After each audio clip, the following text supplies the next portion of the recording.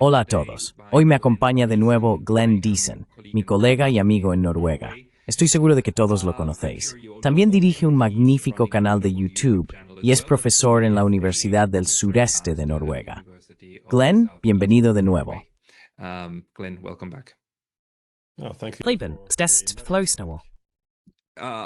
I wish it would be for better circumstances. Ojalá fuera en mejores circunstancias, pero en este momento muchas cosas van realmente muy mal. Primero tenemos que hablar de nuestro colega Hag Bode, quien desde ayer, hoy estamos hablando el 16 de diciembre, y ayer, 15 de diciembre, fue sancionado por la Unión Europea.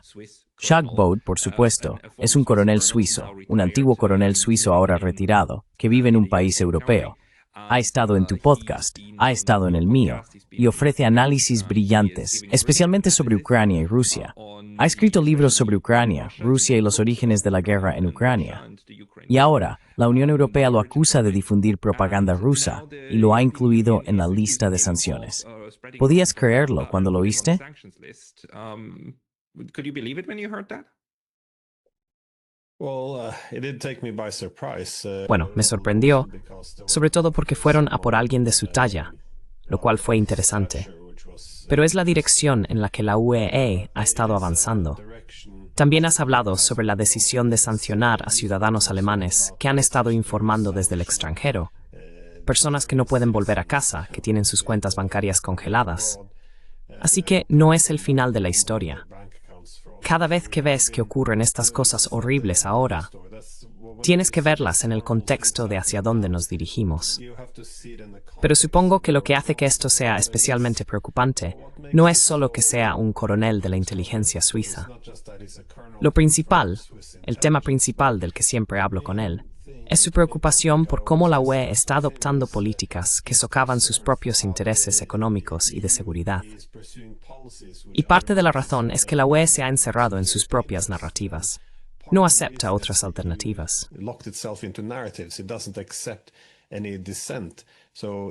Así que, incluso si tienes hechos que pueden verificarse, no se permiten en el discurso si socavan la narrativa. Y él, como coronel de la inteligencia suiza, está muy preocupado porque si no puedes identificar los principales temas, los principales problemas, entonces no puedes resolverlos y no puedes actuar en tu propio interés. Ese es el punto principal. Y luego dijeron, bueno, esto es propaganda rusa. Se ha convertido en una palabra que se puede lanzar sin más. No hace falta demostrar nada. Usan esas pequeñas frases hechas como argumentos del Kremlin, como si tu razonamiento simplemente sonara a lo que los rusos podrían decir. Por lo tanto, eres un propagandista. Quiero decir, como la UE siempre tiene razón, los rusos siempre están equivocados. Y si cuestionas eso, bueno, es porque estás del lado de los rusos. Así que esto es, sí, no son buenos tiempos en Europa. Not good times in Europe. No, not at all. And you're right about the context. And I must also add here. No, en absoluto. Y tienes razón sobre el contexto. También debería añadir que no es la primera persona suiza incluida en la lista de sanciones de la UE. Antes que él, en junio de este año se añadió a Nathalie Jump. Es suizo-camerunesa binacional, pero vive en Suiza. Es suiza, nacida en Suiza, con pasaporte suizo y todo. Y qué vergüenza, la noticia no me llegó, no la vi, no me di cuenta. Pero ya en junio la incluyeron en la lista de sanciones. Me dijo hace un momento, cuando por fin me puse en contacto con ella, que esto tuvo un impacto muy grave en su vida. Out to her, that this had very severe impacts on her. Although Switzerland is not in the European Union, Aunque Suiza no pertenece a la Unión Europea, los bancos suizos aún así congelaron sus cuentas y ella no puede sobrevolar territorio de la UE. Así que no voy a decirte dónde está ahora, pero es así. Si estás en el extranjero, no puedes volver a Suiza. Si estás en Suiza, no puedes salir al extranjero. Estás atrapado. Suiza está completamente rodeada por la Unión Europea. Así que esto es muy, muy grave y draconiano. Y estamos hablando aquí solo de acusaciones, ¿verdad? Nada probado en un tribunal. Quiero decir, Glenn, ¿qué nos dice esto sobre el estado de la Unión Europea? Este es un castigo que no impone el poder judicial, sino el poder ejecutivo, que está imponiendo sanciones a ciudadanos privados de nuestros países. of our countries.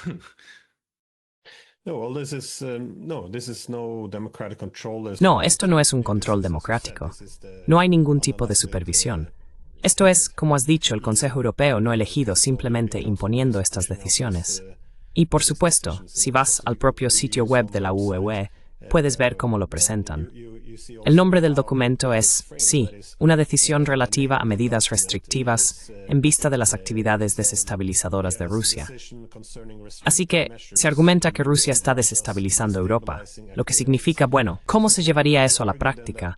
¿En qué se traduciría exactamente en términos de actividades concretas? Y luego dice que quien formule puntos o argumentos que puedan considerarse como apoyo o legitimación de Rusia está desestabilizando. Están desestabilizando porque están amenazando a la UE. Y además, si criticas al liderazgo de la UE o sus decisiones, bueno, también estás desestabilizando un poco, porque la gente podría pedir la confianza y liderazgo de la UE.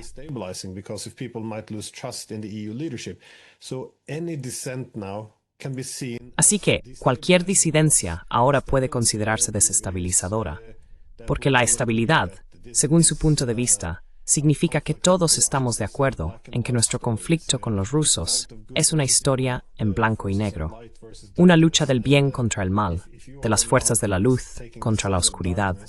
Y si ahora te pones del lado de la oscuridad al intentar defenderlos, es decir, al tratar de explicar lo que hace Rusia, entonces puede ser visto como una fuerza desestabilizadora, y también irán a por ti. Quiero decir, de entre todas las personas, ir a por el coronel Shakpu.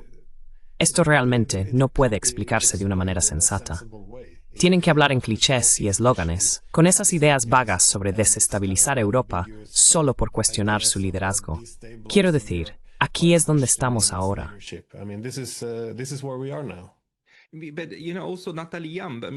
Pero, ya sabes, también Nathalie Hambon, quiero decir, es anticolonialista. Está intentando denunciar todo el daño que todavía se causa, especialmente por parte de Francia, a través de esos comportamientos neocoloniales persistentes de Francia y Europa. Este tipo de discurso es precisamente para lo que decimos que existen los derechos humanos y la libertad de expresión, ¿no? Para que los ciudadanos puedan criticar a sus estados y el entorno en el que viven.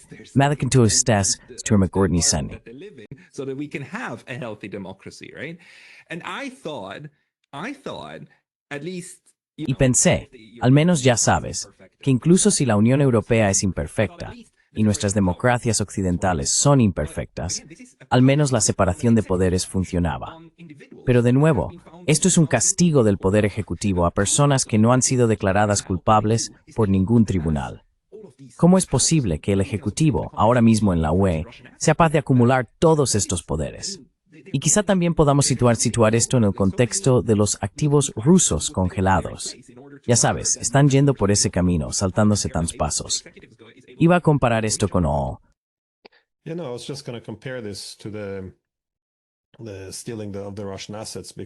robar los activos rusos, porque en la UE, por supuesto, tenían esta votación cada 6 meses sobre si prorrogar o no las sanciones, y todos deben estar de acuerdo.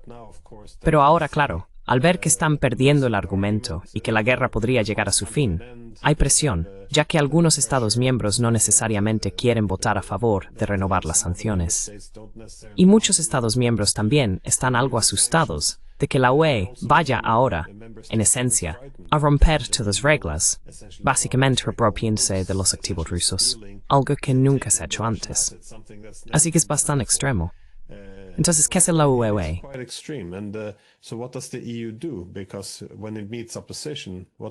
Porque cuando se enfrenta a la oposición, ¿qué hace la Unión Europea? Pues simplemente sigue adelante. Así que ahora, por supuesto, han suspendido esto. Ya no habrá más votaciones. Lo han cambiado. Ahora los activos están congelados de forma permanente. Para liberar estos activos, todos los miembros tienen que estar de acuerdo en liberarlos. Así que incluso países como Estonia, Lituania, Letonia, ya sabes que son muy rusófobos hasta la médula, nunca liberarían nada. Así que eso está bajo una gran presión. Pero sí, esto es, ¿y cómo se hace esto? ¿Cómo es legal dentro de la Unión Europea? Pues no lo es. Las normas ya no significan nada. Es un sinsentido. And I just want to add one thing more. Y solo quiero añadir una cosa más, Jacques Baud, porque de nuevo tengo aquí el documento del Consejo de la UE, donde se dice que, sí, es un antiguo coronel del ejército suizo y analista estratégico, bla, bla. Es invitado en programas prorrusos, programas de televisión y radio prorrusos. Así que ni siquiera son rusos, se les considera prorrusos. ¿Qué significa exactamente prorruso? Si eres académico, querrás analizarlo. ¿Significa eso que crees que es importante mantener buenas relaciones con Rusia, que es el país más grande de Europa? Hay que odiar a los rusos. Quiero decir, significa que apoyas a los rusos frente a Occidente. Puede significar todo y nada. The West, I mean, it can mean everything and nothing. So they just throw these terms out, pro-Russian. He acts as a... Así que simplemente lanzan esos términos. And then the Prorruso. use is, he's Él actúa como un portavoz, quiero decir. Y luego la prueba que utilizan es que supuestamente es responsable de apoyar esas teorías conspirativas. El único ejemplo que dan aquí es, por ejemplo, acusar a Ucrania de orquestar su propia invasión para unirse a la OTAN. Ahora bien, lo que el coronel Baud dijo en realidad es que citó a Arestovich, quien era asesor de Zelensky, una figura bastante destacada dentro de la administración de Zelensky. Arestovich concedió una entrevista en 2019 en la que básicamente predijo cuándo llegaría la invasión rusa, exactamente qué tomarían los rusos y qué harían. invasion would come, exactly what the Russians would take, what they would do, and he argued that this is something that has to be Y done. argumentó que esto tenía que hacerse porque una gran guerra con Rusia sería el billete de entrada en la OTAN. Básicamente dijo que, ya sabes, nuestra amenaza de unirnos a la OTAN acabaría provocando una invasión rusa, y entonces la OTAN vendría a ayudarnos y derrotaríamos a los rusos. Así que este sería nuestro billete a la OTAN, una gran guerra con Rusia, y, será muy guay, fue lo que dijo. Quiero decir, está citando a Arestovich. Ahora bien, si este es el principal asesor de Zelensky, ¿cómo puede ser esto una teoría de la conspiración? Quiero decir, en ese caso habría que decir que Kiev está difundiendo propaganda sobre sí misma, teorías de la conspiración sobre sí misma. Él solo lo está citando, pero ahora está sancionado. No es que discrepen de él o presenten un contraargumento, lo han sancionado. Esto es muy oscuro, esto es muy soviético. This is very dark, this is very Soviet. That's the whole point. They don't have to prove anything, right? Ese es precisamente el punto. No tienen que demostrar nada, ¿verdad? No lo hacen. Y esto es solo un pequeño pasaje, un párrafo. Ese párrafo, junto con su nombre, nacionalidad y fecha de nacimiento, está en esa base de datos. Y quien esté en esa base de datos no recibe más servicios de ninguna organización vinculada a la URSS, ¿verdad? De lo contrario, se le castiga. Así que no necesitan hacer nada más que poner sus nombres y ese pequeño extracto ahí. No necesitan demostrar nada. En un tribunal de justicia esto no se sostendría, porque todo esto son acusaciones descabelladas, que ni siquiera son ilegales. No es ilegal ser prorruso. It is not illegal to be pro-Russian. There is no law in the European Union that would forbid you. No hay ninguna ley en la Unión Europea que te prohíba. No creo que haya una ley que te prohíba decir algo así. Hay una ley que dice que no puedes usar RT, que no puedes usar Sputnik, pero en teoría vivimos en sociedades libres, ¿no? Aunque él fuera prorruso, que no lo es, analiza la situación y explica los orígenes de todo esto dentro de un determinado marco. Pero todos hacemos eso. Estoy simplemente sorprendido de que todo esto sea ahora. Antes eran los periodistas, ¿verdad? Los que informaban desde la primera línea. Natalie Yump no sabía de ella. La están acusando de haber volado allí y demás. Es indignante. Quiero decir, luego la incluyen en esto, y ahora es el coronel Bull que está haciendo análisis. Y no tienen que demostrarlo. But this was his job. He's an analyst. Pero ese era su trabajo. ¿Cuál era su trabajo? Es analista de la inteligencia suiza. Cuando haces análisis, recopilas información y realizas una evaluación objetiva. Y para hacerlo, también tienes que reconocer, por ejemplo, las preocupaciones de seguridad de los oponentes. Y ahí está el problema.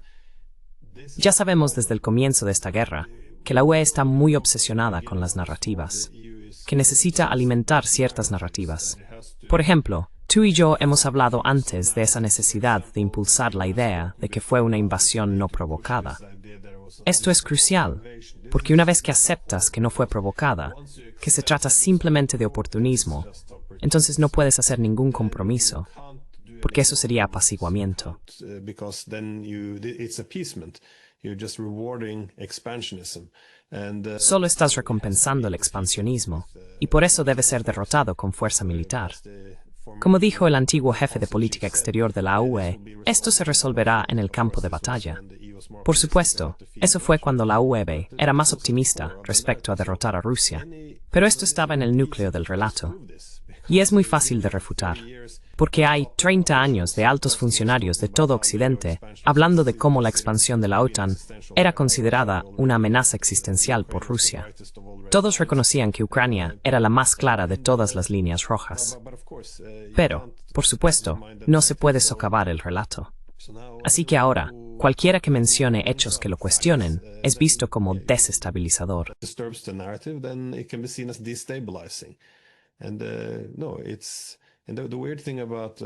Y lo curioso del coronel Abu es que, en sus libros y en todo lo demás, casi solo cita fuentes occidentales.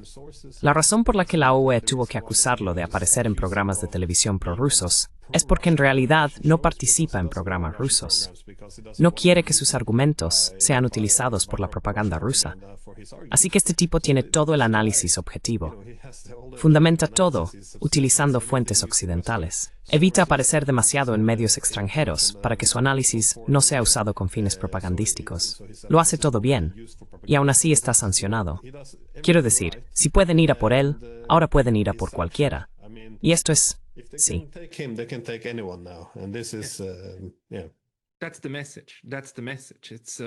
Ese es el mensaje. Ese es el mensaje. Es muy claro. Así que este mensaje es, quiero decir, un castigo enorme para él. Y probablemente va a trastocar la vida que ha llevado hasta ahora. Le va a imponer cambios drásticos a nivel personal. Y es un mensaje incluso para ti y para mí, ¿verdad? Un noruego en Noruega, un suizo en Japón. Es como que todos podríamos, cualquiera de nosotros podría en cualquier momento acabar en esa lista. Y ese es el mensaje. Es como castiga a uno, educa a 100 a cientos, ¿verdad? Es muy, muy draconiano, muy orwelliano. It's very, very draconian, very Orwellian. I still don't quite understand how it is possible. Todavía no entiendo del todo cómo fue posible que eso saliera adelante. Parece que fueron los franceses quienes lo solicitaron. Y al final, simplemente significa que el Consejo Europeo votó sobre ello y dio su aprobación. Así que se trata de una decisión de un organismo europeo. No estoy seguro de si fue por mayoría o por unanimidad, pero la institución lo aprobó mediante votación. Había otro punto que quería mencionar, y ahora se me ha olvidado. När respecto a Gusok to his proposed de Droit, exist had an army.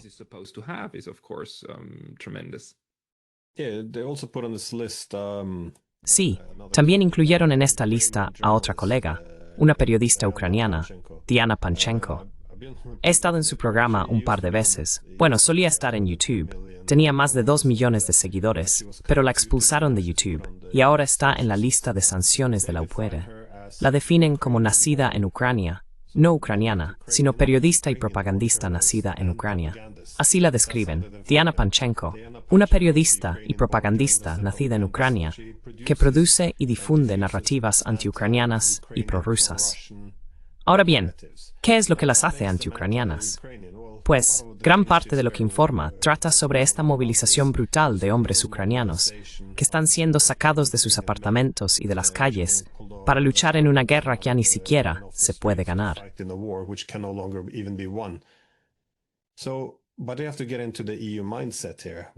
Pero tienen que adoptar la mentalidad de la UME aquí, porque esta es una guerra que hay que ganar. Tienen que derrotar a Rusia, tienen que debilitar a Rusia. Así que si ahora criticas cómo los hombres ucranianos son brutalizados y arrastrados al ejército, y cómo son tratados, entonces también eres antiucraniano, porque estás socavando el esfuerzo bélico.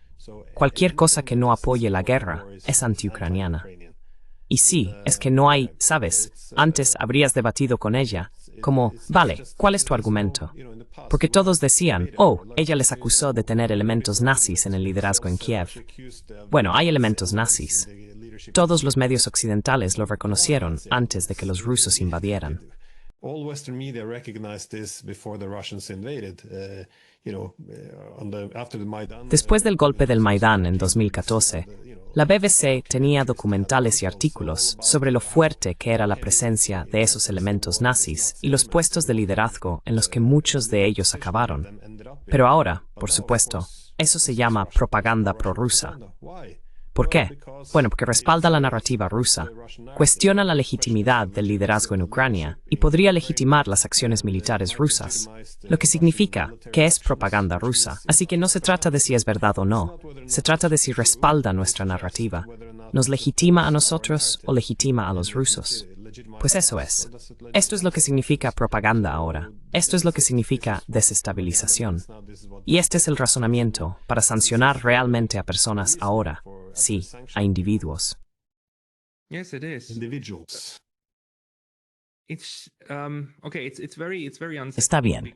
Es muy inquietante porque pensaba que nuestras instituciones funcionaban mejor. Por otro lado, ya sabes lo que dicen. Primero te ignoran, luego luchan contra ti y finalmente ganas.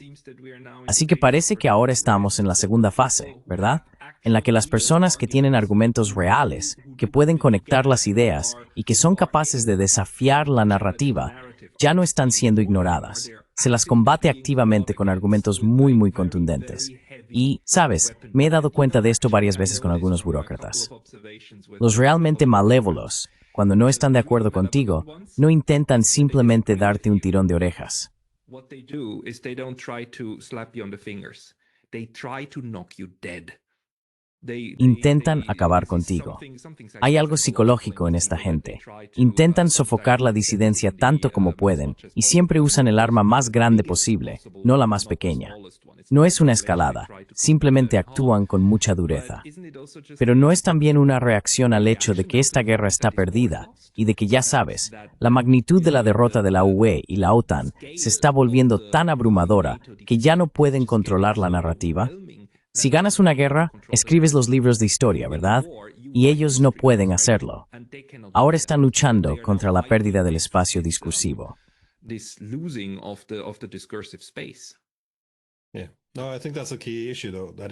Sí, no. Creo que ese es un tema clave, sin embargo. Esa suposición de que serían capaces de escribir la historia después. Todas las cosas por las que han estado presionando durante los últimos 4 años han resultado ser falsas. Y de nuevo, toda esta idea de que quien dijera, bueno, quizá no deberíamos ampliar la OTAN, esto no va a ser favorable para Ucrania, esto va a destruir Ucrania, ya sabes, todos fueron descartados. Este es un argumento antiucraniano, nos decían. Si estás a favor de Ucrania, si estás a favor de Europa, entonces simplemente ignoras todo esto y sigues adelante. Y ya sabes, todo esto ahora se ha demostrado que era falso. Todas esas decisiones fueron decisiones horribles para Ucrania, para Europa, y todos esos líderes deben rendir cuentas. Pero pensaban que podrían escribir la historia después. La historia no será benévola con ellos. Contribuyeron a la destrucción de Ucrania. Hicieron que la UE fuera menos segura, menos próspera y menos relevante en el mundo. Así que no, creo que ahora hay pánico.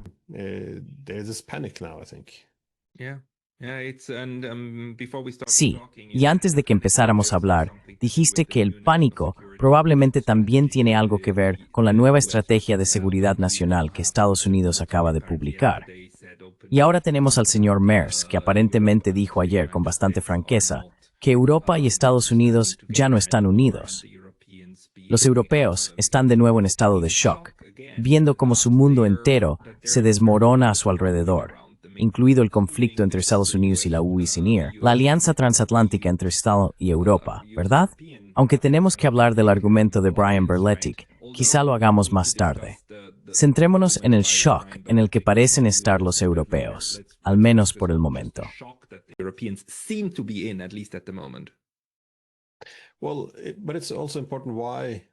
Pero también es importante entender por qué esto supone un impacto tan enorme para la UE. ¿Qué es Europa en realidad? Seguimos hablando de ella como si fuera una entidad cohesionada, pero no es así. Esto nunca había ocurrido antes en nuestra historia, y hay muchos factores detrás. Los 27 Estados miembros no tienen por qué volverse unos contra otros, ni necesariamente enfrentarse. pero al menos seguirán distintos intereses económicos y de seguridad, porque efectivamente tienen intereses diferentes. Una de las razones por las que han estado organizados durante tanto tiempo bajo el mismo paraguas es, por supuesto, Estados Unidos, que ha sido el principal pacificador, asumiendo un liderazgo esencial sobre Europa. Eso ha sido importante.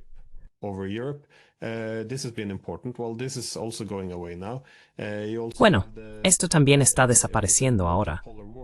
Con un mundo multipolar, más intereses económicos no estarán necesariamente con otros estados europeos, sino con otras partes del mundo. Cuando los intereses económicos cambian, las lealtades políticas también pueden hacerlo. Así que hay muchas señales ahora de que la solidaridad no podrá mantenerse. El principal propósito económico de la UE era la unidad a través del poder de negociación colectiva. Pero la UE ya no está ofreciendo beneficios económicos, porque nos hemos aislado de importantes centros de poder, especialmente Rusia y China. Y además hemos puesto todos los huevos en la cesta estadounidense, mientras ellos están restando prioridad a Europa.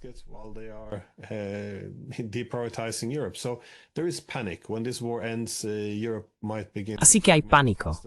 Cuando esta guerra termine, Europa podría empezar a fragmentarse rápidamente también. Ahora hay una gran obsesión con esta lealtad al grupo interno. ¿Cómo mantener unido al grupo? Y ya sabes, Carl Schmitt, un académico del partido de Hitler, desarrolló estas ideas sobre el concepto del enemigo interno. Esto es algo que refuerza la unidad política, purgas a quienes no muestran suficiente lealtad hacia el grupo interno y los obligas a conformarse. Así que siempre resulta tentador emprender una caza de enemigos internos, porque de nuevo, como decías, no se trata solo de ir tras el coronel Boo, por ejemplo.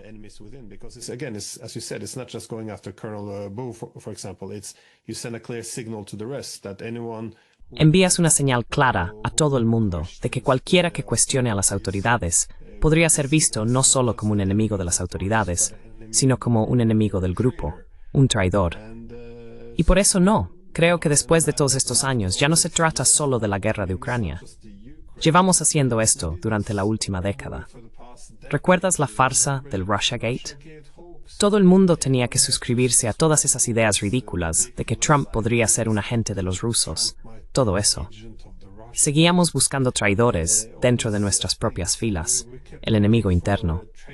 Luego llegó la COVID. ¿Quién no iba a seguir las normas? ¿Quién iba a matar a tu abuela, en efecto, por no hacer lo que se le decía?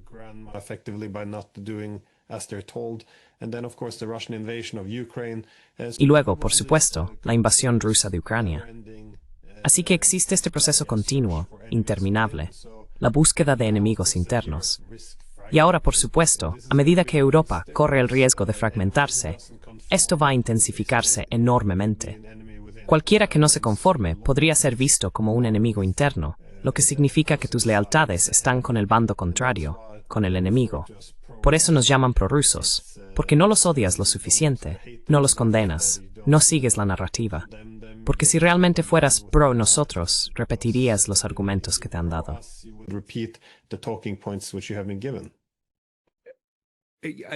Creo que esto es totalmente acertado, pero me pregunto si las personas que impulsan esto son en realidad más inteligentes de lo que pensamos.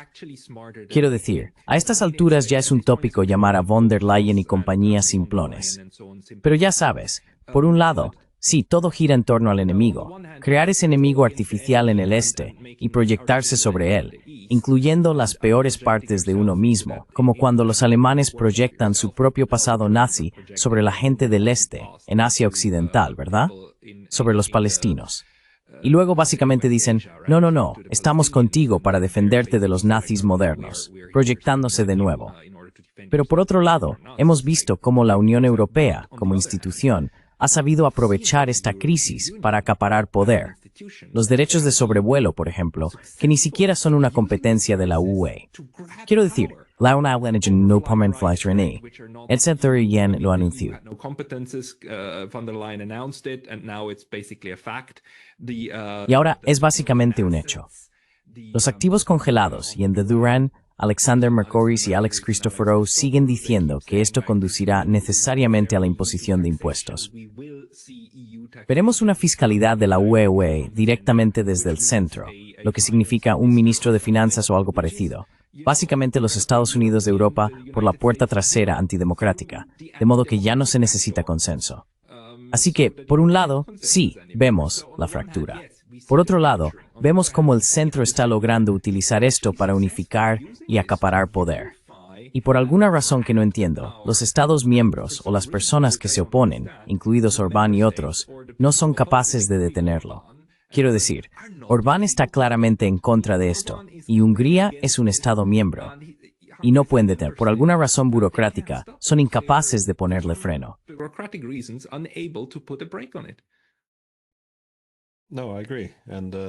No, estoy de acuerdo. Y de nuevo, esto es un poco un rompecabezas. Por eso muchos de estos países que más se oponen a la Unión Europea, cuando llega el momento de votar, por ejemplo, sobre sanciones u otras cuestiones, siguen alineándose. Sí. Así que es interesante. No lo sé. Creo que este es quizá el papel que Estados Unidos se asigna a sí mismo, que es muy difícil para los Estados miembros individuales sobresalir, porque podrían ser castigados. Pero para Estados Unidos, en esta nueva estrategia de seguridad nacional, olvidé la palabra que usaron, quieren no incentivar, sino apoyar o animar a los grupos políticos que quieran oponerse a esta dirección. Porque argumentan, ya sabes, dicen que la nueva estrategia de seguridad es anti-europea, pero afirma que los europeos se encaminan hacia el borrado civilizacional. Hay un declive demográfico, no se está reproduciendo la cultura, la participación económica en el PIB mundial se ha desplomado, y los líderes se están volviendo cada vez más antidemocráticos, autoritarios. Y señalan que dentro de 20 años, Europa ya no será reconocible.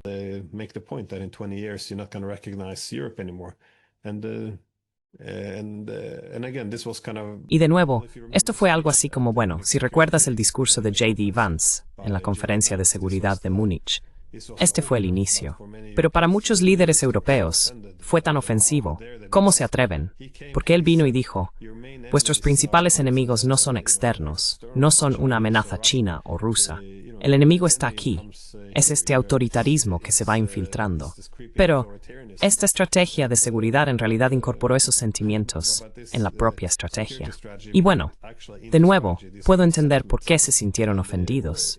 Porque estos líderes europeos, para cualquiera que haya estudiado la UE, si se revisa la literatura académica, pensaban que estaban recreando un mundo mejor, alejándose del mundo anárquico del pasado, creando este nuevo y buen mundo.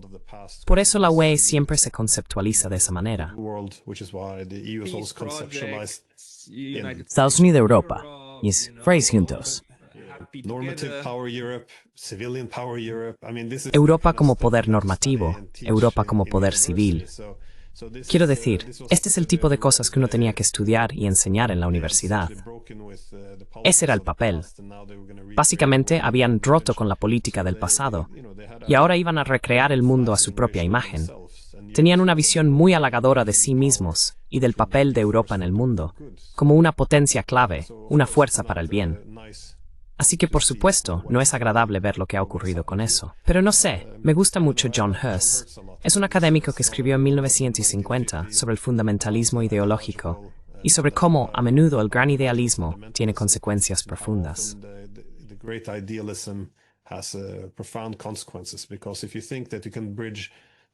Porque si crees que puedes tender un puente entre el mundo imperfecto de hoy y la utopía del mañana, si luchas por esos grandes fines, estás dispuesto a hacer cualquier cosa para lograrlos, a romper cualquier norma, y no reconoces la competencia básica por la seguridad, porque simplemente estás luchando por la bondad. Y quien se te oponga, por definición, está luchando por lo contrario, que es el mal. Así que sí, a menudo se convierten en radicales. Donde cada conflicto debe resolverse suele por X oponentes. Esa es una buena descripción de la UE. Yeah, and this is That's a good description of the EU now.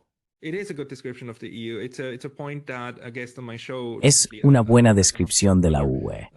Es un punto que creo en mi programa recientemente, el profesor Hans-Georg Möller, un profesor alemán en la Universidad de Macao, planteó la distinción entre líderes morales y líderes moralistas.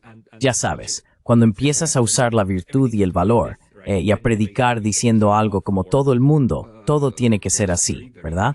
Entonces, básicamente te preparas para aplicar políticas muy autoritarias y terribles que vas a imponer. En cambio, los valores morales te guiarían en la toma de decisiones pluralista. Era diferente. Él lo explicó mucho mejor de lo que acabo de hacerlo. Lo siento. Por favor. Yeah. Sorry. No, please. No, I was going to say there's a concept, the good hatred. No, iba a decir que existe un concepto, el de odio bueno. Es decir, si retratas a tus oponentes como pura maldad, entonces tu odio se convierte en una señal de virtud. Veo que esto también lo impulsa mucho la UUS. E incluso en este país, lo vi en el periódico esta mañana, el más grande del país, estaban informando sobre esos asesinatos en Bondi Beach, en Sydney. Decían, bueno, tendremos que averiguar quién está detrás de esto. Y señalaban que, en los últimos 3 meses, hemos visto a extremistas de derecha, inteligencia rusa, implicado en ataques contra judíos.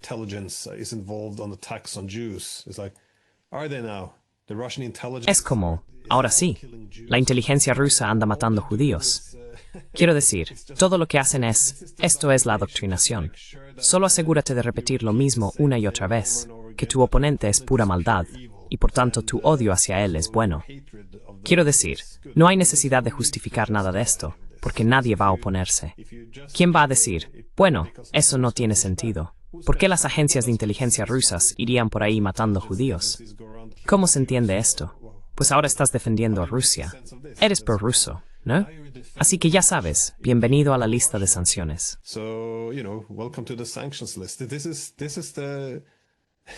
Así es como se permite que esta locura persista. En su mente, creen que esto es pro-occidental porque es antirruso, pero lo único que consigues es que si no eres capaz de gestionar este dilema o competencia de seguridad con los rusos, no hay manera de que esto sea bueno para nosotros. Este es siempre mi argumento. Lo que ellos llaman prorruso es en realidad pro-occidental. No quieres esta guerra con los rusos. También señalo, ¿por qué tenemos siquiera esta nueva guerra fría con Rusia? No son un imperio comunista que busque conquistar Europa. Sus preocupaciones de seguridad no son irrazonables. Simplemente no quieren un bloque militar hostil expandiéndose en sus fronteras.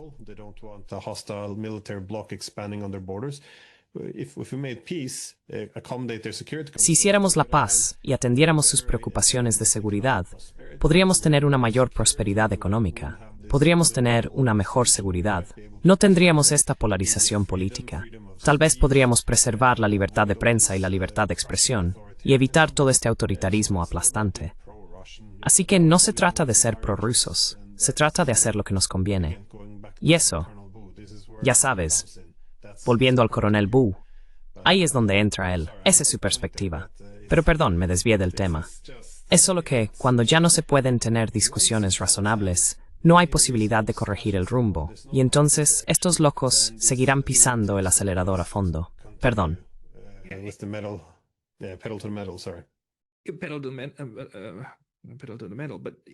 A fondo con todo. Pero siempre pensé que, ya sabes, esos valores de Occidente, especialmente la libertad de expresión, la libertad de reunión y demás, estaban destinados a protegernos en tiempos de crisis. Pero resulta que, en cuanto llega una crisis, desaparecen de inmediato. Es realmente, quiero decir, la velocidad de deterioro en los últimos 10 años ha sido asombrosa. Cómo Occidente ha deshecho todos sus conceptos básicos. Y aquí tengo que decir que los estadounidenses han estado mejor que los europeos. Ellos sí tienen debates sobre la libertad de expresión.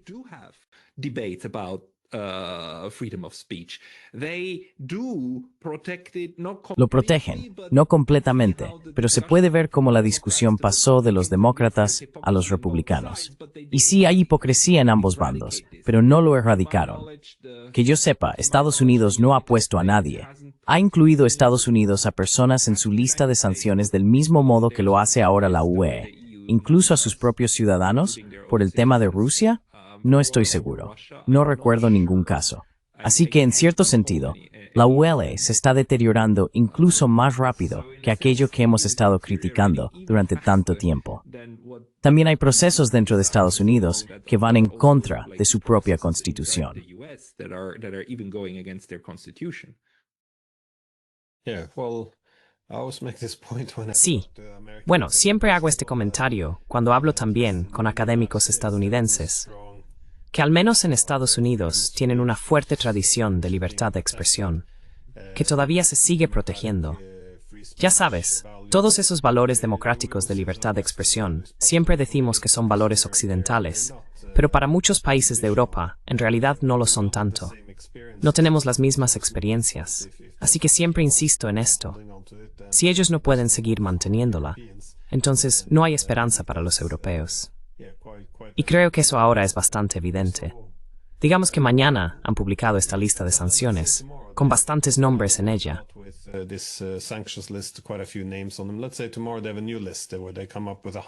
Digamos que mañana sacan una nueva lista, otros 100 nombres.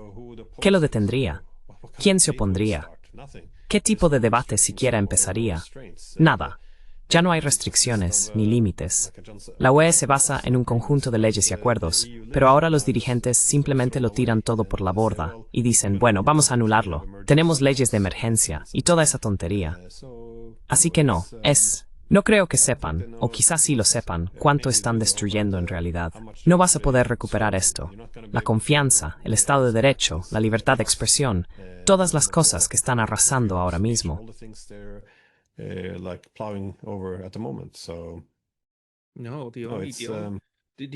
No, la única oportunidad que tienen ahora los ciudadanos de la UE es recuperar el control de manos de estos cleptócratas.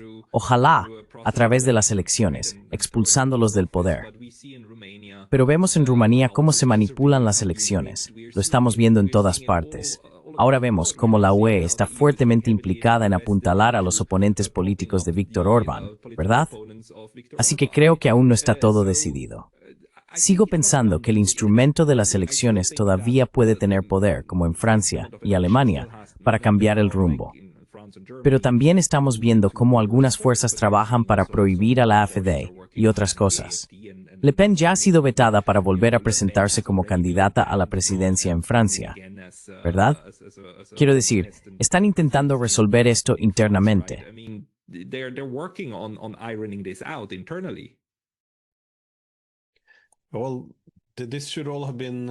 Bueno, todo esto debería haber sido señales de alarma que hicieran que la gente se levantara. Es decir, como dijiste, cuando fueron a por Le Pen, cuando empezaron a hablar de prohibir a la AfD, incluso llamándola un partido extremista, lo que significa que el servicio de inteligencia puede ir a por sus miembros. Cuando los rumanos votaron de forma incorrecta, la injerencia en Georgia, Moldavia. Quiero decir, ha habido ya tantos casos en los que debería haber habido más levantamientos. Creo que gran parte del problema es que los cargos electos que dicen solo tenemos que ir a votar se han convertido casi en burócratas. Su papel se limita a aplicar la toma de decisiones.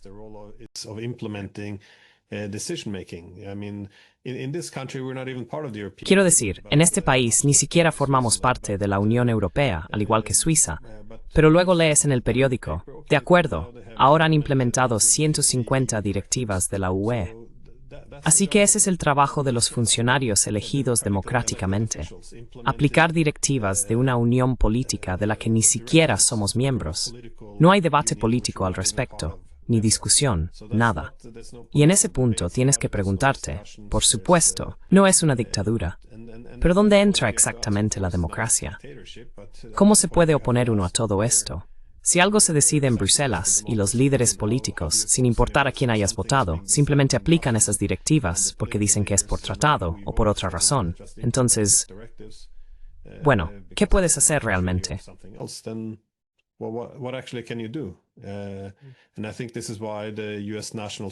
Y creo que por eso, en la Estrategia de Seguridad Nacional de Estados Unidos, es bastante evidente que ven a la UE como una especie de cáncer en Europa, y les gustaría verla desintegrada. Ahora bien, Estados Unidos no es una potencia altruista que solo se preocupa por la democracia.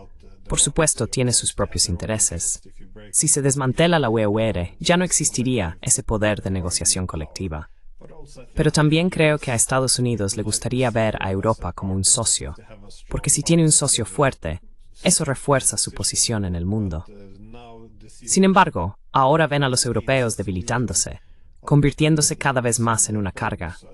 Así que creo que quieren dividir la UE y volver a los estados-nación que realmente busquen promover sus propios intereses nacionales.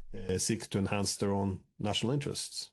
Yeah, although this is the point where I do need to ask, do you Aunque este es el punto en el que realmente necesito preguntar, ¿crees que eso no es solo la Casa Blanca, sino también la estrategia de Estados Unidos? Porque tengo aquí un asunto muy contradictorio. Por un lado, sí, la NSS es una especie de documento decisivo que marca todo de manera diferente. Por otro lado, la estrategia de seguridad nacional no es jurídicamente vinculante. Es, ya sabes, un documento conceptual elaborado por un par de personas en la Casa Blanca, probablemente un círculo bastante reducido, aprobado por Donald Trump. Por otro lado, el Congreso la semana pasada, o está a punto de hacerlo, aprobará la NAA, la Ley de Asignaciones de Defensa Nacional. Appropriation Act? No, Acquisitions Act? The act that No, la Ley de Asignaciones, la ley que va a financiar el establecimiento de defensa en Estados Unidos, establece las bases legalmente vinculantes sobre las cuales el país debe actuar. Y en la NDAA, el Congreso en realidad prohíbe reducciones de tropas por debajo de unas 270,000 en Europa y de manera similar en Corea. Dice que cualquier reducción de tropas por debajo de ese nivel debe ser primero justificada ante el Congreso, y el Congreso debe aprobarla. Y ya sabes, cualquier retirada unilateral por parte de Estados Unidos no puede ser realizada por el presidente Trump. Tendría que pasar por el Congreso. Así que el Congreso ha promulgado ahora un documento muy sólido que garantiza la continuidad de la presencia estadounidense en Europa. ensuring the continuation of US presence in Europe, and at the same time we have the NSS, so you could Y al mismo tiempo, tenemos la NSS. Así que se podría argumentar, de acuerdo, son las dos ramas que están un poco peleándose entre sí. Por otro lado, se puede tomar el argumento de Brian Balatic y decir, no, mira, esto es simplemente lo que es, un teatro de seguridad nacional, una continuidad de la agenda. En general, Estados Unidos simplemente está ejerciendo más presión sobre los europeos para que hagan lo que quieren. Sin embargo, los europeos parecen estar realmente enfadados, aunque no sé si lo están de verdad o si, en las conversaciones entre bastidores que se están llevando a cabo, hay una especie de acuerdo. Bueno, juguemos nuestro papel en el gran teatro que es esta representación. that this performance is. Well, I don't think it's all theater, but I do agree with, Bueno, no creo que todo sea teatro, pero sí coincido con Berletic en que esto no es una simple dicotomía entre que Estados Unidos abandone su imperio para buscar la paz. En realidad, se trata del cambio en la relación con los europeos. Si observas solo los intereses estratégicos, puedes ver la dirección de Estados Unidos, independientemente de quién se siente en el trono, ya sea Trump o quien sea. Por supuesto, tendrán sus propias diferencias menores, o quizá mayores, pero en general, tal como yo lo veo, toda la relación de Occidente político después de la Segunda Guerra Mundial, después de la Guerra Fría, fue que Estados Unidos era un hegemón muy generoso, especialmente con los europeos, porque necesitaba que sus estados de primera línea fueran prósperos y fuertes.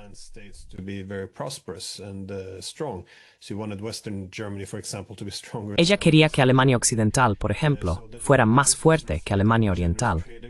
Así que esto se reflejó en generosos acuerdos comerciales. Se ocuparon de la seguridad europea, ayudaron con la reconstrucción.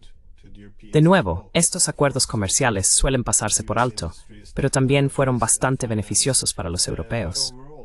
Por supuesto, esto abrió oportunidades para las industrias, la tecnología y las finanzas de Estados Unidos. Pero en general, fue un Estados Unidos muy generoso. Después de la Guerra Fría, Estados Unidos se estableció como un hegemón global.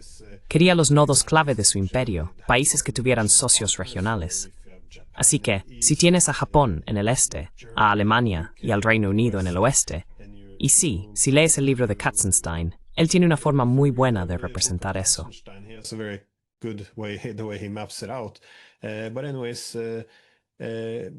Pero en fin, ahora, por supuesto, en un mundo multipolar, en el que la UE ya no tiene un papel claro, está empezando a fragmentar su posición económica. El mundo se está debilitando. Entonces, ¿qué se puede hacer? ¿Va a ser un socio poderoso que te ayude a tener una voz más fuerte en el mundo? ¿O te arrastrará hacia abajo? Si estás en Estados Unidos, piensas, bueno, tenemos que reducir algunos costes. Los europeos no deberían ser una carga para nosotros. Deberían pasar de ser una carga a ser un beneficio. En otras palabras, deberían salir ahí fuera y hacer lo que nosotros queramos. Así que, la guerra de Ucrania, entreguémosela a los europeos. Ellos pueden financiarla.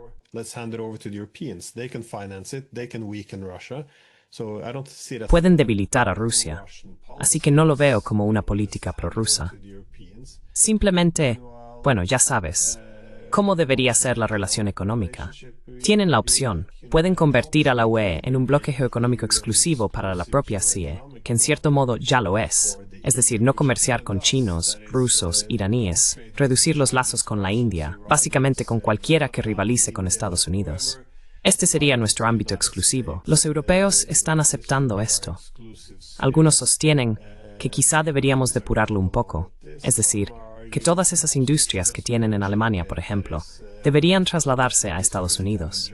También se ve que algo de esto ya está ocurriendo.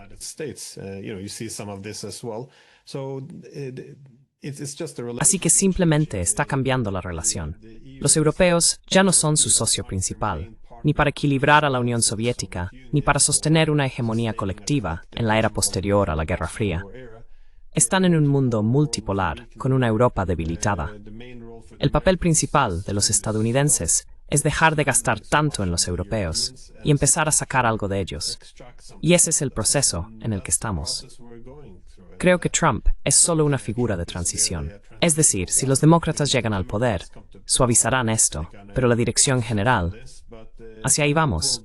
¿Por qué dedicarían tanto esfuerzo a Europa, que cada vez tiene menos relevancia?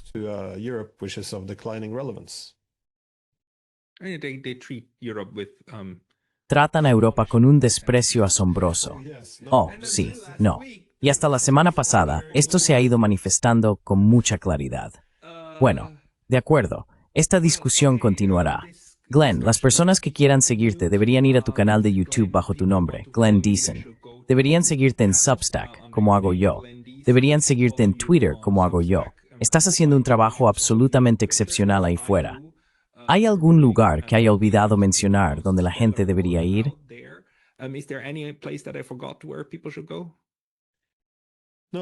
No, principalmente es Twitter, mi Substack y mi canal de YouTube.